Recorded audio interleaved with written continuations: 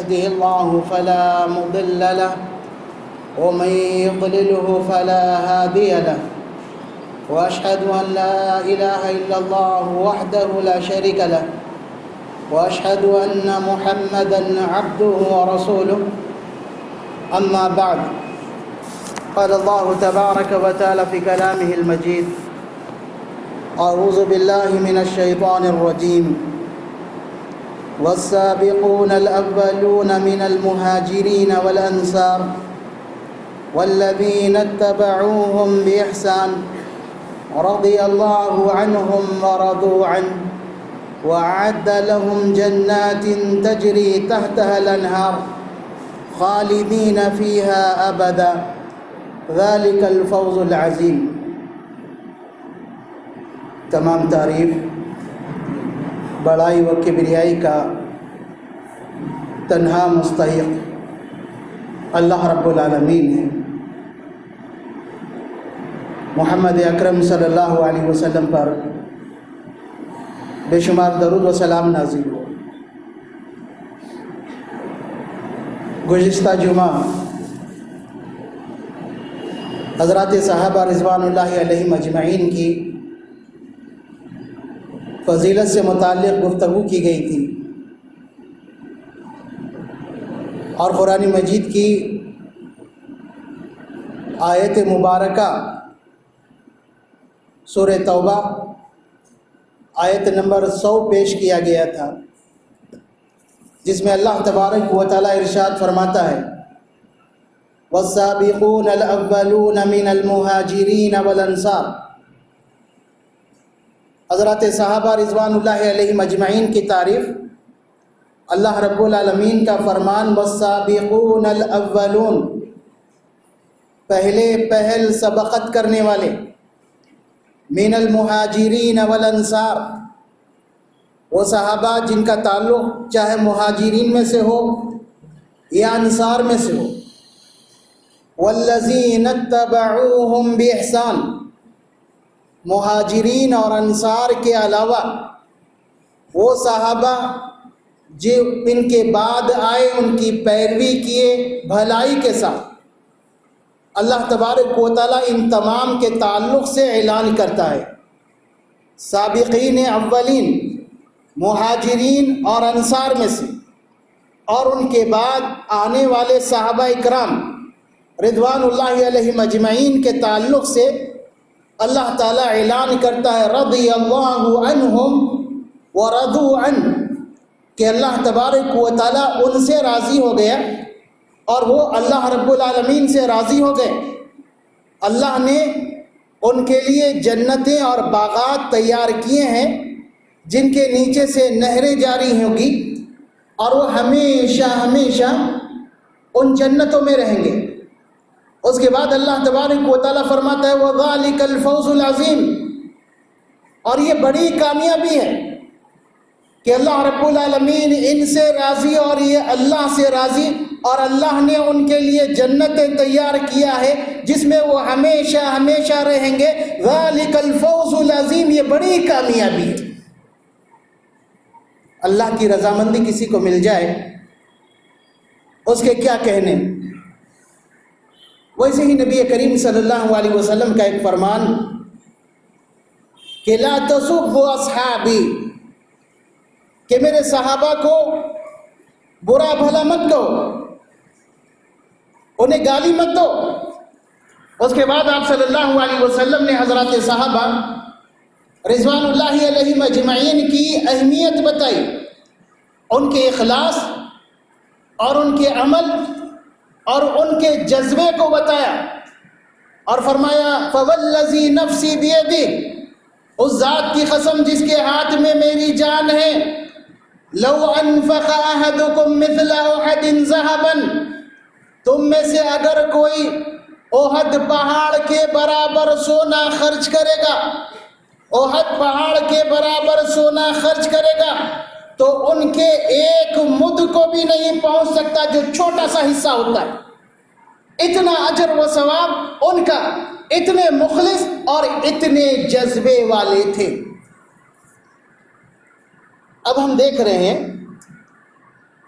کہ صحابہ اکرام رضوان اللہ علیہم اجمعین کی شان میں بہت سارے لوگ گستاخیاں کر رہے ہیں، اور صحابہ رضوان اللہ علیہم اجمعین کے درمیان خصوصاً معاویہ رضی اللہ عنہ، معاویہ رضی اللہ عنہ کے شان میں کئی گستاخیاں کی گئی ہیں اور کی جا رہی ہے۔ اس کا مقصد کیا ہے؟ معاویہ رضی اللہ عنہ کو نشانہ بنا کر کیا مقصد ہے؟ اس کا کیا کرنا چاہتے ہیں؟ تو سب سے پہلے ایک بات بتاؤں کہ صحابہ رضوان اللہ علیہم اجمعین کی شان میں گستاخی کرنا، ان پر کیچڑ اچھالنا، یہ کوئی نئی بات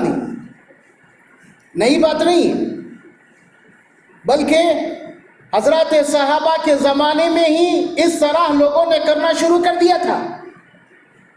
حضرت معاویہ رضی اللہ عنہ کی برائی کی جانے لگی تھی صحابہ رضوان اللہ علیہم اجمعین کے زمانے میں ہی، اور صحابہ رضوان اللہ علیہم اجمعین نے معاویہ رضی اللہ عنہ کا دفاع کیا۔ لوگ سمجھتے ہیں کہ معاویہ رضی اللہ عنہ کے تعلق سے ہم تحقیق کر آج کچھ مواد نکال کر لا رہے ہیں، غلط بات ہے۔ یہ باتیں پرانی ہیں، محدثین نے اس کے جواب دیے، شارحین حدیث نے اس کے کئی جواب دیے، اور خصوصاً علماء اہل حدیث کو یہ اعزاز حاصل ہے کہ انہوں نے ہر دور میں صحابہ پر انگلی اٹھانے والوں کو مسکت منہ توڑ جواب دیے۔ ان کے جتنے اعتراضات تھے ان سارے اعتراضات کا جواب دیا، اور جیسا کہ میں نے کہا کہ کوئی اعتراض نیا نہیں، بس انٹرنیٹ پہ آپ سرچ کر رہے ہیں، آپ کو مواد مل رہا ہے، بات نہیں ہے، آپ نہیں سمجھ رہے ہیں۔ اس کی مثال ویسے ہی ہے جیسے نیا واٹس ایپ استعمال کرنے والا ہر چیز کو نہیں سمجھتا ہے اور لوگوں کو بھیجنے لگتا ہے، جبکہ وہ نہیں ہوتی ہے، پرانی ہوتی ہے۔ تو ویسے ہی معاویہ رضی اللہ عنہ کے تعلق سے الزامات اور ان کے تعلق سے جو باتیں ہیں وہ پرانی ہیں، ان کے جوابات علماء و محدثین دے چکے ہیں۔ معاویہ رضی اللہ عنہ کی تنخیص، ان کے شان میں گستاخی، اس کا مقصد کیا ہے؟ اس کا مقصد ہے کہ معاویہ رضی اللہ عنہ پر تنقید کی جائے گی، ان پر کیچڑ اچھالا جائے گا، تو اس کا نتیجہ کیا ہوگا؟ معاویہ رضی اللہ عنہ حدیث بیان کرنے والے اللہ کے رسول سے لوگ ان کی ساری احادیث کو چھوڑ دیں گے، اور پھر اتنا ہی نہیں، معاویہ رضی اللہ عنہ پر تنقید کرنے کا ایک اور نتیجہ ہوگا کہ تنقید کرنے والے محدثین پر بھی تنقید کر رہے ہیں، جنہوں نے حضرت معاویہ رضی اللہ عنہ کی احادیث کو اپنی کتابوں میں ذکر کیا۔ امام بخاری، امام مسلم اور دیگر محدثین جنہوں نے حضرت معاویہ رضی اللہ عنہ سے احادیث اپنی کتاب میں ذکر کیا، ان پر بھی تنقید، اور اس طرح معاویہ پر، صحابہ پر، محدثین پر تنقید کر گویا یہ ثابت کرنا چاہتے ہیں کہ حضرت صحابہ رضوان اللہ علیہم اجمعین قابل اعتماد نہیں۔ جب یہ قابل اعتماد نہیں تو پورا دین اسلام قابل اعتماد نہیں۔ یہ گھناؤنی سازش ہے، یہ ایک بہت بڑی سازش ہے جو اس زمانے میں ہی شروع ہو چکی تھی۔ حضرت عثمان رضی اللہ تعالیٰ عنہ کا قتل بھی ایک سازش کے تحت ہوا تھا، ان کی شہادت کا واقعہ ایک سازش کے تحت پیش آیا تھا۔ ویسے ہی حضرت معاویہ رضی اللہ عنہ کی شان میں گستاخیاں کرنا یہ بھی ایک سازش کا نتیجہ ہے۔ احادیث سے کچھ لوگ معاویہ رضی اللہ تعالیٰ عنہ کے تعلق سے کچھ باتیں نکال کر پیش کرتے ہیں، وہ یہ بتانا چاہتے ہیں کہ اللہ کے رسول نے معاویہ کے تعلق سے ایسا کہا ہے۔ تو یاد رکھیں، ان کہنے والوں کو فن حدیث کا علم نہیں، فن حدیث کا علم نہیں، کوئی چیز دیکھی بس اسی کو صحیح سمجھ لیا اور اسی کو آگے بھیج دیا. نہیں، اس طرح نہیں ہوتا. معاویہ رضی اللہ تعالیٰ عنہ پر جو اعتراضات کیے جاتے ہیں ان اعتراضات کا جواب دیا جا چکا ہے اور دیا جا رہا ہے. اور جیسے کہ ہم نے بتایا کوئی نئی بات نہیں. عبداللہ ابن مبارک رحمۃ اللہ علیہ جو جلیل القدر محدث ہیں، جن کی پیدائش 118 ہجری کی یعنی دوسری صدی ہجری کے محدث، آج سے 1300 سال قبل کے 1300 سال قبل، وہ حضرت معاویہ رضی اللہ تعالیٰ عنہ کے تعلق سے کیا کہتے ہیں؟ امام ابن کثیر نے البدایہ والنہایہ میں اس کا ذکر کیا. عبداللہ ابن مبارک رحمۃ اللہ علیہ کہتے ہیں ان معاویہ عندنا محنۃ، معاویہ رضی اللہ تعالیٰ عنہ ہمارے پاس لوگوں کو جانچنے اور پرکھنے کا ذریعہ ہے. معاویہ رضی اللہ عنہ ہمارے پاس لوگوں کو جانچنے اور پرکھنے کا ذریعہ ہے. جو معاویہ کو برا کہتا ہے، معاویہ کی شان میں گستاخی کرتا ہے، تو ہم سمجھ لیتے ہیں کہ یہ صحابہ کی شان میں گستاخی کرنے والا. اس سے دو باتیں ہمیں معلوم ہوئی. ایک یہ بات پرانی ہے، اور دوسرا عبداللہ ابن مبارک کے قول کے مطابق کوئی معاویہ کی شان میں گستاخی کرتا ہے تو گویا وہ سارے صحابہ کے شان میں گستاخی کرتا ہے، سارے صحابہ کے شان میں. معاویہ رضی اللہ عنہ کے فضائل بہت سارے فضائل. نبی اکرم صلی اللہ علیہ وسلم کے صحابہ میں معاویہ رضی اللہ تعالیٰ عنہ کی ایک نمایاں حیثیت تھی. سب سے پہلے معاویہ رضی اللہ عنہ حضرات صحابہ رضوان اللہ علیہم جماعت کا حصہ ہے، صحابہ کی جماعت کا ایک حصہ ہے. اور صحابہ کے تعلق سے اللہ تبارک و تعالیٰ نے اعلان کیا رضی اللہ عنہ ورضوا عنہ، اللہ رب العالمین ان سے راضی ہو گیا اور یہ اللہ رب العالمین سے راضی. اللہ تبارک و تعالیٰ نے رضامندی کا اعلان کیا تو اس میں معاویہ بھی شامل. اور محدثین نے معاویہ رضی اللہ عنہ کو خال المؤمنین کہا. یہ مومنوں کے ماموں ہیں. کس طرح؟ اللہ تبارک و تعالیٰ نے نبی اکرم صلی اللہ علیہ وسلم کی ازواج مطہرات کے تعلق سے ارشاد فرمایا وَأَزْوَاجُهُ أُمَّهَاتُهُمْ کہ نبی کی بیویاں مومنوں کی مائیں ہیں. نبی کی بیویاں مومنوں کی مائیں ہیں. نبی اکرم صلی اللہ علیہ وسلم کی بیویوں میں ام حبیبہ بنت ابی سفیان معاویہ رضی اللہ عنہ کی بہن بھی ہے. معاویہ رضی اللہ عنہ کی بہن بھی ہے. ام حبیبہ مومنوں کی ماں، ام حبیبہ کے بھائی معاویہ مومنوں کے ماموں، خال المؤمنین، یہ مومنوں کے ماموں تھے. اور پھر اس کے بعد نبی اکرم صلی اللہ علیہ وسلم جن لوگوں سے وحی لکھایا کرتے تھے، قرآن مجید نازل ہوتا، اس کے بعد آپ کے پاس وحی لکھنے والوں کی ایک جماعت تھی جن میں سے جو بھی دستیاب ہوتا اس سے وحی لکھواتے. تو نبی اکرم صلی اللہ علیہ وسلم جن لوگوں سے وحی لکھوایا کرتے تھے ان میں معاویہ رضی اللہ عنہ بھی موجود ہے. گویا معاویہ کی شان میں گستاخی کرنا یہ ثابت کرنا ہے کہ قرآن بھی مشکوک ہے کیونکہ معاویہ نے لکھا. نعوذ باللہ. نبی اکرم صلی اللہ علیہ وسلم سے معاویہ رضی اللہ تعالیٰ عنہ کے اور بھی بہت ساری فضیلتیں احادیث میں موجود ہیں. بحری بیڑا، بحری فوج سب سے پہلے جو قسطنطنیہ پر حملہ کی تھی، جس کی پیش گوئی نبی اکرم صلی اللہ علیہ وسلم نے کی تھی کہ آپ صلی اللہ علیہ وسلم نیند سے بیدار ہوئے، مسکرانے لگے.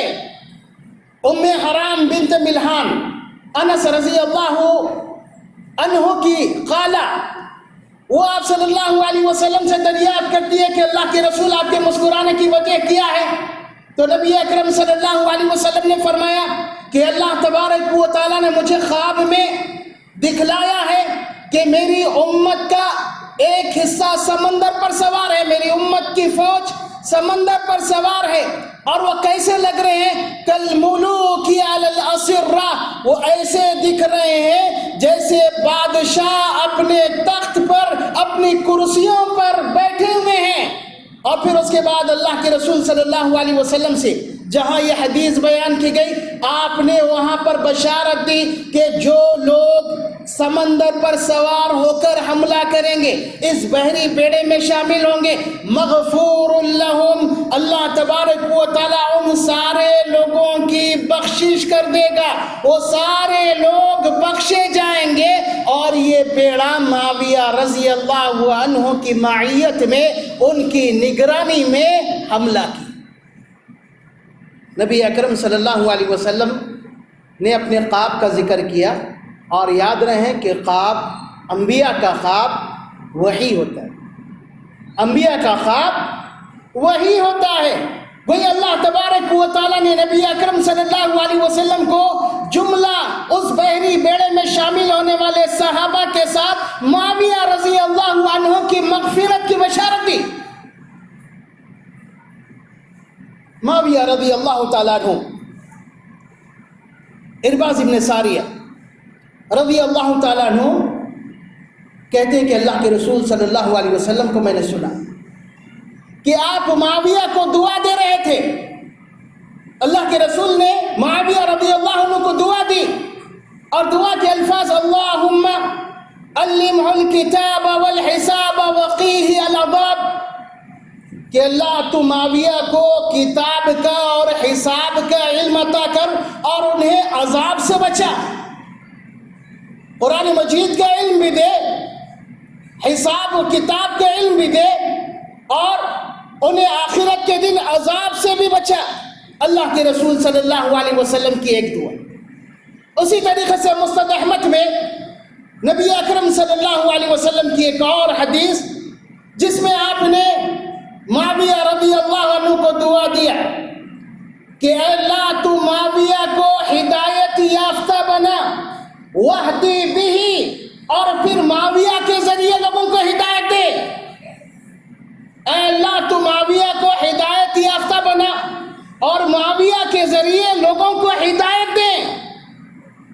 آپ دیکھیں گے کہ عمر ابن خطاب رضی اللہ تعالیٰ عنہ کے زمانے میں، اور اس کے بعد عثمان ابن عفان رضی اللہ تعالیٰ عنہ کے زمانے میں تقریباً جزیرہ عرب اسلام میں داخل ہو چکا تھا۔ اور جب معاویہ رضی اللہ تعالیٰ عنہ کا زمانہ آیا تو اللہ تبارک و تعالیٰ نے ان سے اتنی خدمت لی کہ عرب کے باہر اسلام دور دور تک پھیل گئے۔ اسلام عرب کے باہر تک، دور دور تک، موجودہ رشیا کے ایک بڑے علاقے تک اسلام پھیل چکا تھا حضرت معاویہ رضی اللہ عنہ کے زمانے میں۔ معاویہ رضی اللہ تعالیٰ عنہ جلیل القدر صحابی، بلکہ اللہ کے رسول صلی اللہ علیہ وسلم کی ایک پیش گوئی کہ آپ صلی اللہ علیہ وسلم نے پیش گوئی کی، جسے امام مسلم نے کتاب الامارہ میں روایت کیا کہ لا یزال ھذا الدین منیعا، کہ یہ دین اسلام ایک مضبوط حیثیت کا حامل ہوگا 12 خلیفاؤں تک، ایک کے بعد دوسرے آنے والے 12 خلیفاؤں تک۔ خلفائے راشدین کا زمانہ گزر گئے، اس کے بعد معاویہ رضی اللہ تعالیٰ عنہ 12 خلیفاؤں میں موجود، پہلے 4 خلفائے راشدین، اس کے بعد حسن رضی اللہ عنہ کی مختصر خلافت، اس کے بعد معاویہ رضی اللہ تعالیٰ عنہ، گویا معاویہ رضی اللہ عنہ 12 خلیفاؤں میں موجود، جن کے تعلق سے اللہ کے رسول نے کہا کہ ان کی خلافت میں دین اسلام مضبوط رہے گا، بڑا مضبوط رہے گا۔ ایک اور چیز آپ غور کریں کہ معاویہ رضی اللہ عنہ یا دیگر صحابہ رضوان اللہ علیہم اجمعین کی شان میں گستاخی کی وجہ کیا ہے؟ اس کی وجہ یہ کہ یہ لوگ منہج سلف سے واقف نہیں، حدیث کا، فن حدیث کا کامل طور پر علم نہیں۔ اگر آپ ان گستاخی کرنے والوں کو دیکھیں، کون کون ہے گستاخی کرنے والوں میں؟ زمانے قریب کے لوگ، مولانا مودودی، اسی طریقے سے امین احسن اصلاحی، سید قطب، طہا حسین، یہ عالم ہی نہیں، یہ علم حاصل نہیں کیا۔ ایک سوال یہ کہ علم کسے حاصل کرے؟ علم کس سے حاصل کرے، کیسے حاصل کرے؟ علم قابل اعتماد، صحیح العقیدہ، صحیح منہج والے شخص سے علم حاصل کرے، صحیح عقیدہ اور صحیح منہج والے سے علم حاصل کرے۔ مولانا مودودی ایک صحافی تھے، بعد میں دین کی خدمت کے لیے اترے۔ ابتدا تھے ایک صحافی، اور پھر اسی وجہ سے منہج نہیں تھا، منہج کا پتہ نہیں تھا، صحابہ کی شان میں کئی گستاخیاں۔ امین احسن اصلاحی، ان کا بھی وہی حال۔ سید قطب، طہا حسین، یہ لوگ بھی عالم نہیں، ادیب ہیں، زبان جاننے والے ہیں، لیکن عالم نہیں، اس لیے ان لوگوں نے بھی وہی کام کی۔ علم استاذ کے ذریعے حاصل کریں، کتاب پڑھیں استاذ کے پاس، یہ فطری اور اسلامی طریقہ۔ کیسے؟ حدیث جبریل آپ نے سنی ہوگی کہ جبریل علیہ السلام نبی اکرم صلی اللہ علیہ وسلم سے کچھ سوالات کرتے ہیں انسانی شکل میں۔ جب وہ چلے جاتے ہیں تو نبی اکرم صلی اللہ علیہ وسلم صحابہ سے کہتے ہیں کہ یہ جبریل تھے، اتاکم لیعلمکم دینکم، یہ تمہیں تمہارا دین سکھانے کے لیے آئے تھے کہ دین کس طرح سیکھا جاتا ہے۔ جبریل علیہ السلام انسانی شکل میں اللہ کے رسول صلی اللہ علیہ وسلم کے سامنے ادب سے بیٹھے ہیں، ادب سے، دو زانو ادب سے بیٹھے، اس کے بعد سوالات کر رہے ہیں۔ گویا علم استاذ کے ذریعے سے آپ سیکھیں گے۔ اگر آپ گوگل کے ذریعے اپنے دینی مسائل حل کرنا چاہیں گے، دنیاوی مسائل کے اندر اسے ہم نہیں کہیں، دینی مسائل آپ حل کرنا چاہیں گے تو اس کا نتیجہ کیا ہوتا ہے؟ انٹرنیٹ پر سلفی سائٹس بھی ہیں، وہیں بدعتیوں کی سائٹس بھی ہے، وہیں پر قادیانی بھی ہے، شیعہ بھی ہے، مستشرقین بھی ہے۔ مستشرقین انشاءاللہ کبھی ہم تفصیل سے اس پہ گفتگو کریں گے، یہ کون ہوتے ہیں، کیا کرتے ہیں، ان کے مقاصد کیا ہے۔ مستشرق، اگر کوئی چیز سرچ کیا، اس کے سامنے مختلف قسم کے نتائج آ رہے ہیں، سلفیت بھی آ رہی ہے، شیعت بھی آ رہی ہے، قادیانیت بھی آ رہی ہے۔ اب ایک عام انسان وہ فرق نہیں کر پاتا کون سی بات صحیح ہے اور کون سی بات غلط ہے، کوئی ایک بات پڑھ لیا اور اسی کو صحیح سمجھ لیا۔ اگر استاذ کے پاس علم حاصل کرے تو اس کا فائدہ یہ ہوگا کہ استاذ کو طالب علم کی ذہنیت کا پتہ ہوگا اور وہ سمجھے گا کہ یہ بھٹک رہا ہے یا صحیح راستے پر ہے، اس کی فکر غلط تو نہیں ہو رہی ہے۔ استاذ کے پاس پڑھنے سے استاذ اگر فکر غلط ہو رہی ہے تو اسے روکے گا، اسے ٹوکے گا، اگر کوئی بات سمجھ میں نہیں آئی اسے بار بار سمجھائے گا۔ اس لیے علم استاذ سے حاصل کرے جو صحیح العقیدہ اور منہج سلف پر، اس سے علم حاصل کرے۔ اور پھر اس کے بعد معاویہ رضی اللہ تعالیٰ عنہ کے تعلق سے جو الزامات ہیں اس کے بہت سارے جوابات ہیں، بہت سارے جوابات۔ وقت زیادہ ہو چکا ہے، ہم ایک بات کا جواب دیتے ہیں کہ مسلم کی ایک حدیث ہے کہ اللہ کے رسول صلی اللہ علیہ وسلم نے عبداللہ ابن عباس سے کہا کہ جا کر معاویہ کو بلا لاؤ۔ عبداللہ ابن عباس رضی اللہ عنہ معاویہ رضی اللہ عنہ کے پاس گئے اور واپس آ کر اللہ کے رسول سے کہا کہ وہ کھانا کھا رہے ہیں۔ اللہ کے رسول نے پھر بول بھیجا پھر جواب آیا وہ کھانا کھا رہے ہیں۔ اس کے بعد اللہ کے رسول صلی اللہ علیہ وسلم نے ارشاد فرمایا کہ اس کا پیٹ کبھی نہ بھرے۔ اللہ کے رسول صلی اللہ علیہ وسلم کے الفاظ کہ اس کا پیٹ کبھی نہ بھرے۔ اب اس حدیث کے ٹکڑے کو لے کر معاویہ رضی اللہ عنہ کے شان میں گستاخی پر گستاخیاں کی جاتی ہے۔ اللہ کے رسول نے بدعا دی، اللہ کے رسول نے بدعا دی، جبکہ ہم نے 2 حدیثیں بیان کی، اس میں اللہ کے رسول نے دعا دی، اللہ کے رسول نے دعا دی۔ اللہ کے رسول صلی اللہ علیہ وسلم رحمۃ اللہ علیہ آپ کو مارنے والے اور آپ کی شان میں، خود آپ کی شان میں گستاخی کرنے والوں کو بدعا نہیں دی۔ جب آپ سے بدعا کی درخواست کی گئی تو آپ نے کہا کہ نہیں، اللہ نے مجھے رحمت بنا کر بھیجا۔ کافروں کے حق میں بدعا کرنے کے لیے کہا گیا تو آپ نے کہا کہ اللہ نے مجھے رحمت بنا کر بھیجا، بدعا نہیں کر سکتا، تو اپنے صحابی کے حق میں آپ کیسے بدعا کر سکتے ہیں؟ تو پھر یہ الفاظ کیا ہے؟ تو یاد رہیں، عرب کے پاس اس طرح کے کچھ الفاظ عادتاً استعمال کیے جاتے تھے۔ جیسے آج بھی ہماری عام زبان میں دیکھیں گے، بہت سارے لوگوں سے، خصوصاً عورتوں کے زبان سے بہت سارے الفاظ سننے میں آئیں گے، تیرے منہ میں مٹھی پڑو، وہ عادتاً کہہ رہی ہیں، ایسا ارادہ نہیں ہے بدعا دینے کا۔ وہی سے ہی اللہ کے رسول صلی اللہ علیہ وسلم سے کچھ الفاظ احادیث میں آئے ہیں، جیسے اللہ کے رسول صلی اللہ علیہ وسلم نے ایک صحابی سے کہا تریبت یمینک، تیرے ہاتھ خاک کر لو، تیرا دہنا ہاتھ خاک کر لو۔ ویسے ہی آپ نے ایک دوسرے موقع پر فرمایا ثقیلت کا سواکل یا ثقیلت امک، تمہاری ماں تمہیں گم کر دے، تمہاری ماں تمہیں گم کر دے۔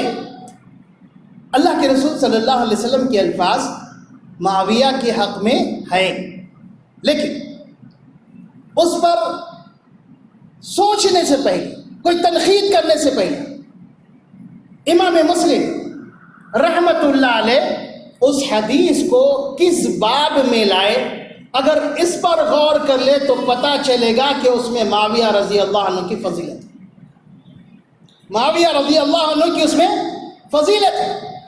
امام مسلم رحمہ اللہ اس حدیث کو کہاں پر لائے کہ اللہ کے رسول صلی اللہ علیہ وسلم نے کسی کو برا کہا ہو یا بدعا دی ہو اور وہ اس کا اہل نہیں ہے تو اللہ تبارک و تعالیٰ اس کے ذریعے سے، اس بدعا کے ذریعے سے اس کے درجات کو بلند کرے گا، قیامت کے دن اسے اچھا اجر ملے۔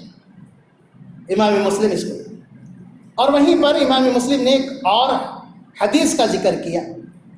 ام سلیم رضی اللہ تعالیٰ عنہا کی ایک یتیم لڑکی تھی، وہ اللہ کے رسول کے پاس آئی تو اللہ کے رسول نے اسے دیکھا، بہت دنوں کے بعد دیکھ کر کہا، ارے تو اتنی بڑی ہو گئی، اللہ کرے تو بڑی نہ ہو۔ وہ بھی بچی تھی، ام سلیم رضی اللہ تعالیٰ عنہ کے پاس جا کر رونے لگی، اللہ کے رسول نے مجھے بدعا دیا ہے کہ میں بڑی نہ ہوں۔ تو اس کے بعد ام سلیم رضی اللہ تعالیٰ عنہ اللہ کے رسول صلی اللہ علیہ وسلم کے پاس آتی ہیں اور آ کر بتاتی ہیں کہ اللہ کے رسول آپ نے میری بیٹی کو بدعا دیا ہے۔ تو اللہ کے رسول صلی اللہ علیہ وسلم نے ام سلیم سے کہا کہ ام سلیم تمہیں معلوم ہونی چاہیے، میں نے اللہ تبارک و تعالیٰ سے عہد لیا ہے کہ اللہ، میں کسی کے حق میں کچھ برا کہوں یا اس کو بدعا دوں جس کا وہ اہل نہیں ہے تو قیامت کے دن مجھ سے قربت کا ذریعہ اس کو بنا دے، قیامت کے دن مجھ سے قربت کا ذریعہ بنا دینا۔ معاویہ رضی اللہ عنہ بھی اللہ کے رسول صلی اللہ علیہ وسلم کے ان کلمات کی وجہ سے قیامت کے دن اللہ کے رسول سے قربت حاصل کریں گے۔ معاویہ رضی اللہ تعالیٰ عنہ کی تو یہ بات ہوئی، وہیں پر شیعہ نے معاویہ رضی اللہ تعالیٰ عنہ اور صحابہ کی شان گھٹانے کے لیے اللہ کے رسول صلی اللہ علیہ وسلم کے نام سے بہت ساری حدیثیں گھٹی، جس میں سے ایک مثال ہم پیش کرتے ہیں۔ ابھی بہت ساری باتیں ہیں جسے انشاءاللہ ہم آئندہ خطبے میں بیان کریں گے کہ اللہ کے رسول صلی اللہ علیہ وسلم بیٹھے ہوئے تھے، معاویہ رضی اللہ عنہ یزید کو اپنے کندھے پر اٹھا کر سامنے سے گزرنے لگے تو اللہ کے رسول نے کہا کہ جہنمی پر جہنمی سوار۔ ایک شیعہ ذاکر نے اس کو بیان کیا، پورے شیعہ بچے خوشی میں چیخنے چلانے لگے، ساتھ میں سنیا بھی۔ تھوڑا سا غور کر دیکھیں کہ جھوٹ، اور وہ بھی اتنا خطرناک جھوٹ، نبی اکرم صلی اللہ علیہ وسلم کے زمانے میں یزید کی ولادت ہی نہیں ہوئی تھی۔ یزید 26 ہجری میں، یعنی اللہ کے رسول صلی اللہ علیہ وسلم کے انتقال کے تقریباً 16 سال بعد پیدا ہوا۔ تو اس طرح کی بہت ساری جھوٹ اور بہت ساری غلط فہمیاں لوگوں کے درمیان پھیلائی گئی ہے تاکہ صحابہ کرام رضی اللہ عنہم اجمعین کی شخصیات کو داغدار کیا جائے، اور جب ان کی شخصیات داغدار ہو جائے گی پوری اسلامی تعلیمات داغدار ہو جائے گی۔ اب اس کے بعد ایک آخری بات، ٹائم بہت زیادہ ہو گیا ہے جس کے لیے ہم معافی چاہتے ہیں۔ ایک آخری بات، اللہ کے رسول صلی اللہ علیہ وسلم نے حکم دیا، لا تسبوا اصحابی، میرے صحابہ کو برا بھلا مت کہو، گالی مت دو۔ یہ اللہ کے رسول کا حکم ہے، اللہ کے رسول کا حکم۔ اب اللہ تبارک و تعالیٰ قرآن مجید میں ارشاد فرماتا ہے، فَلْيَحْذَرِ الَّذِينَ يُخَالِفُونَ عَنْ أَمْرِهِ أَن تُصِيبَهُمْ فِتْنَةٌ أَوْ يُصِيبَهُمْ عَذَابٌ أَلِيمٌ۔ نبی اکرم صلی اللہ علیہ وسلم کے امر، نبی اکرم صلی اللہ علیہ وسلم کے حکم کی جو مخالفت کرتے ہیں انہیں بچتے رہنا چاہیے، ڈرتے رہنا چاہیے کہ کہیں یہ فتنے میں نہ پڑ جائے، یہ عذاب علیم میں مبتلا نہ ہو جائے۔ گویا صحابہ رضوان اللہ علیہ مجمعین کی شان میں گستاخی کرنا اپنے آپ کو فتنے میں ڈالنا ہے۔ اس لیے ہمیں سوچنا چاہیے، اپنی اصلاح کی کوشش کرنی چاہیے۔ اللہ تبارک و تعالی ہمیں اپنی اصلاح کرنے کی توفیق عطا فرمائے، ہر قسم کے بگاڑ